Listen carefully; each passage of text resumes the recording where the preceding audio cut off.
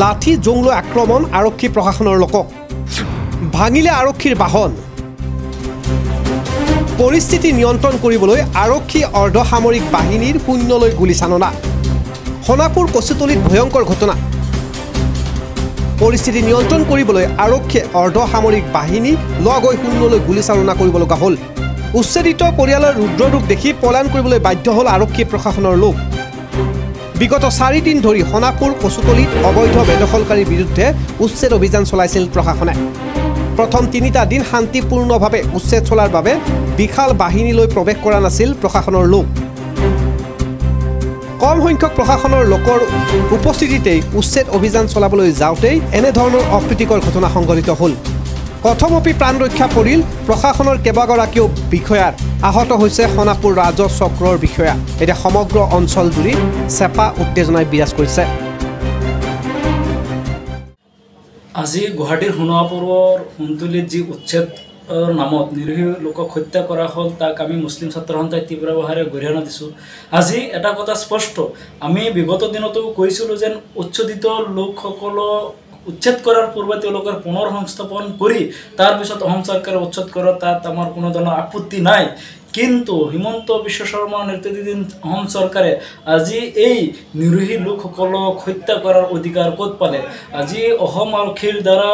দুজন লোকক নিৰীহ লোকক আজি হত্যা কৰা হ'ল এই লোক প্ৰকৃততে ভাৰতীয় নাগৰিক হয় কোনো সন্দেহযুক্ত নাগৰিক নহয় কাৰণ এই লোক হৈছে পেটৰ তাৰণাত নিজৰ ঘৰ বেটি হেৰুৱাই পেলোৱাই ব্ৰহ্মপুত্ৰ নদীৰ তাণ্ডৱৰ ফলত আজি নিজৰ বেটি চেটি হেৰুৱাই গৃহহীন লোক হয় তেওঁলোক আজি চৰকাৰী মাটিত আশ্ৰয় লৈ নিজৰ পেট পোহপাল দি আছে গতিকে এই মানুহখিনিৰ কি অপৰাধ আজি এই মানুহখিনিক অসম আৰক্ষীৰ দ্বাৰা গুলীয়াই হত্যা কৰা হ'ল গতিকে আমি মুছলিম ছাত্ৰ সন্থাই তীব্ৰ নিন্দা কৰিছোঁ আৰু গৰিহণা দিছোঁ অসম চৰকাৰক আজি উচ্ছেদিত লোকসকলক পুনৰ সংস্থাপন নকৰাকৈ আজি কিয় এইসকলক গুলীয়াই হত্যা কৰা হ'ল আজি এই লোকসকলক কিয় হত্যা কৰা হ'ল একমাত্ৰ মুছলিম সম্প্ৰদায়ৰ লোক হোৱাৰ বাবেই এই লোকক বৰ্বৰভাৱে আক্ৰমণ কৰিলে অসম আৰক্ষীয়ে আৰু এই লোকৰ ওপৰত গুলি চলাই আজি দুজন লোকক হত্যা কৰিলে অসম আৰক্ষীয়ে গতিকে আমি মুছলিম ছাত্ৰ সন্থাই দাবী উত্থাপন কৰিছোঁ যেন যিসকল গুলি চালনাৰ লগত জড়িত বিষয়া আছিল এওঁলোকক দৃষ্টান্তমূলক শাস্তি দিব লাগে এওঁলোকে ক'ত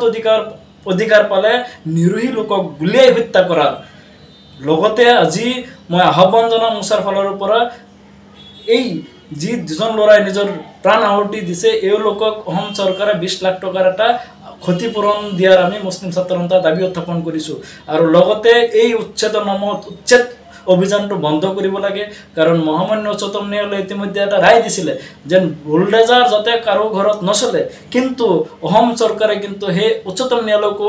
আজি অৱমাননা কৰিছে কাৰণ এই লোকসকল প্ৰকৃততে ভাৰতীয় নাগৰিক হয় গতিকে এওঁলোকক পুনৰ সংস্থাপন কৰক তাৰ পিছত তেওঁলোকক উচ্ছেদ কৰক আমাৰ কোনো ক'বলগীয়া নাই গতিকে অসম চৰকাৰক পুনৰবাৰ আমি মোচাৰ ফালৰ পৰা আহ্বান জনাইছোঁ এই উচ্ছেদৰ নামত নিৰীহ লোক desk news report DB news